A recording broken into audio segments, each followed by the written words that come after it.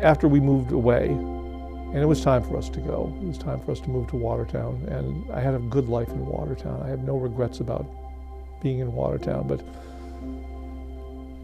after we moved away, we would come back, my wife and I would come back to do some shopping or to get a bite to eat or something, and if I left her off to go do something, I'd drive up to James Street and pull in the parking lot of Channel 5. It was vacant, abandoned building by then. I would sit in the parking lot and stare at that side door that I'd come in and out of a million times and wonder what the hell happened.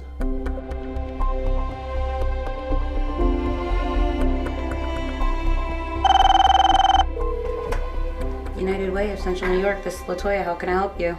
It is no longer vacant. 980 James Street is now just another commercial office building with 3 tenants, home to nonprofit United Way, an annexed neighboring Carroll's Corporation, and a maintenance location for a small cable company. Few signs remain of the studio where Mary Lee, Eddie Flumnum, and the Play Lady frolicked. A door in a conference room leads to a storage area and is all that remains of a studio. Wonderful magic toy shop, but to open it, you need a key. Long gone, too, are the anchor desks, control rooms, and bustling newsroom. It's been 14 years since the TV5 we knew ceased to exist. The building has found new purpose, but the memories made by those of us who worked here still linger. Memories of long days and nights trying to find just the right words for a story. Of road trips down the street or around the world. Friendships shaped in a news car and an edit bay. Bonds forged during the grind of daily newscasts and the adrenaline rush of a major news event. And memories of many swing-bys, and rip times, and good times. Family. Some of my best friends are photographers at Channel 5, guys and gals that I spent a lot of time with in a news car, complaining about work, talking about life. I think about the newsroom all the time. I think about the people in the newsroom. You spend more hours with them than you do with your own family on occasion. And it's a nice thing to have friends, and they're almost like relatives. It's good to have some place to turn to get the information you need. We were the little station that could. We had maybe 16, 17 people in the newsroom, and the other guys had 30 people. And a lot of days we were like, how are we going to get every place we need to go? But we got it done.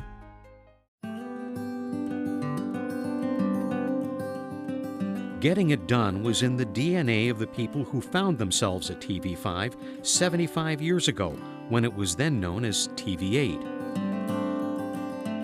Well, they got their FCC license, and 16 days later they were on the air, which means an awful lot of 24-hour shifts, pulling together everything.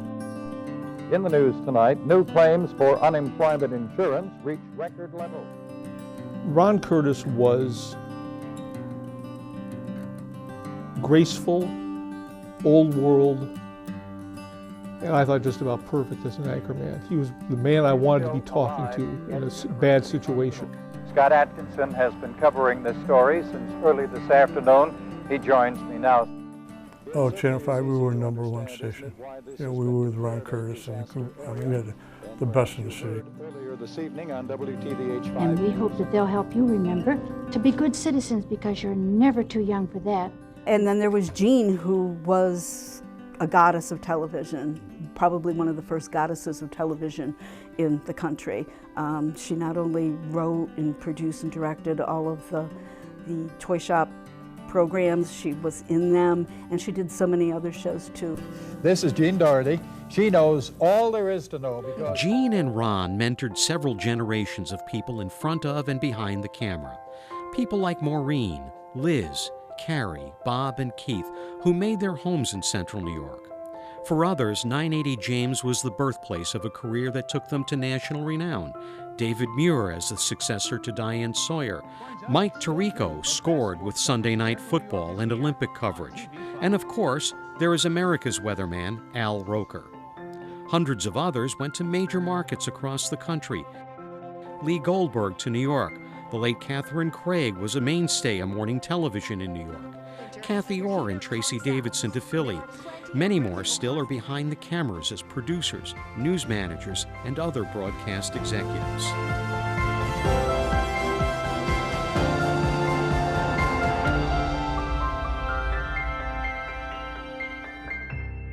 Live, on-the-spot coverage from remote locations. And we invented Live at the Fair. I've seen pictures of the truck, and everyone nowadays think that it's nothing for a TV station to do that, but back then it was almost a miracle. To quote one of our former general managers, you know, TV is magic.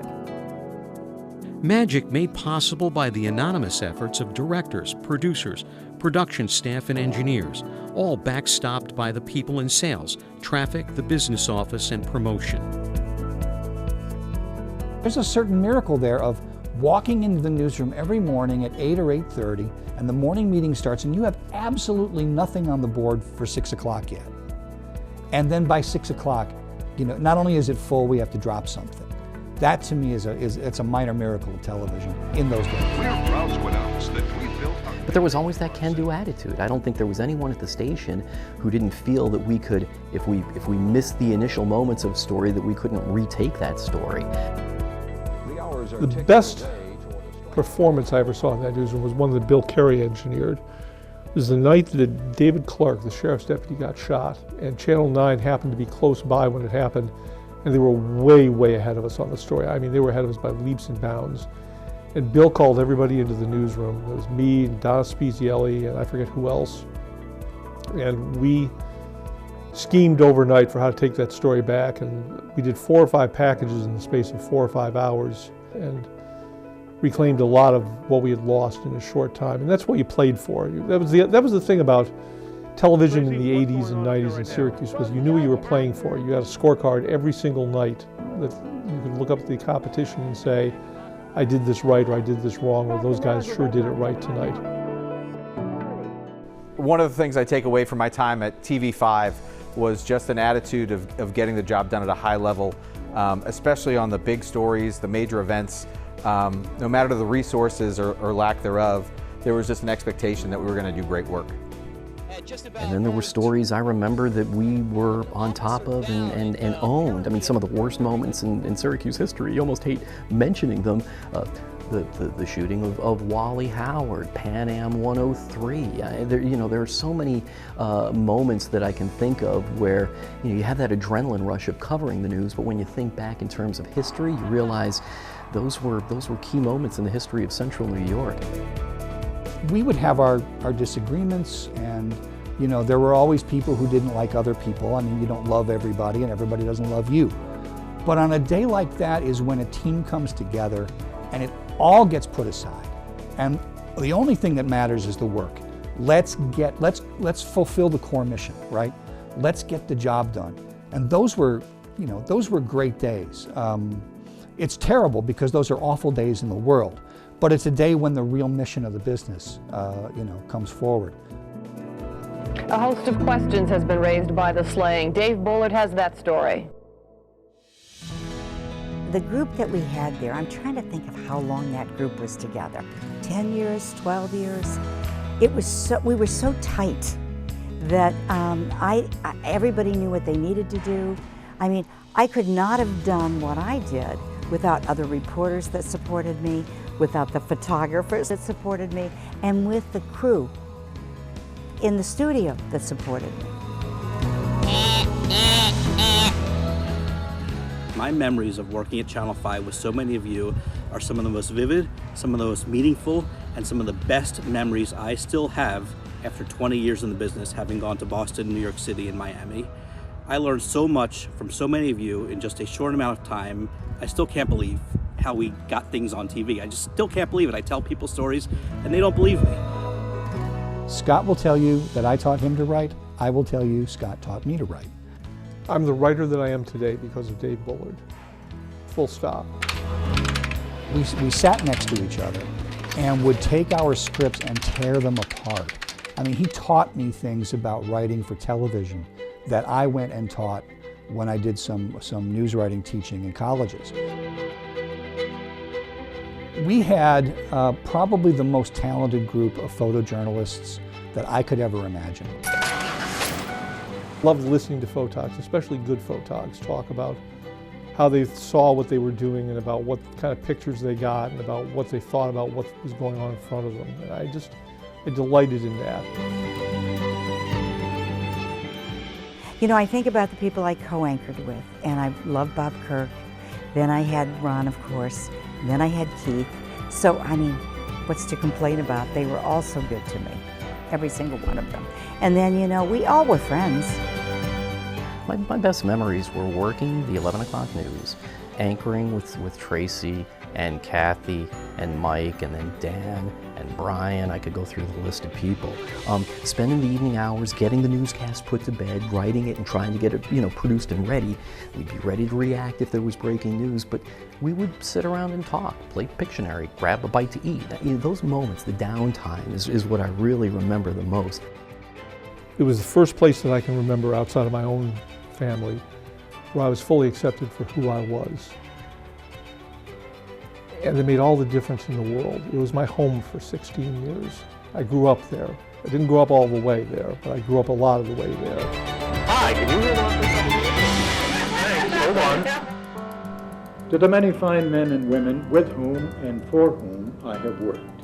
People in front of the cameras, and especially people behind the cameras. The ones that you seldom, if ever, see.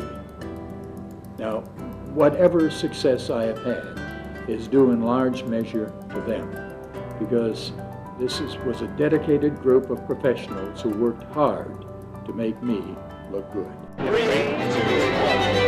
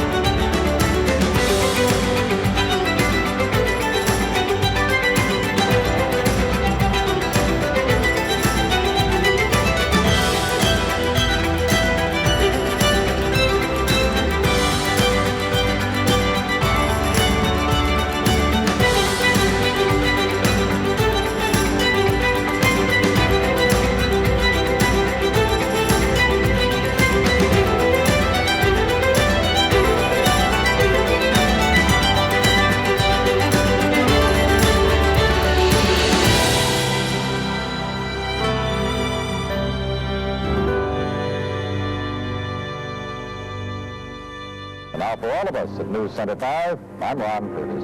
Good evening.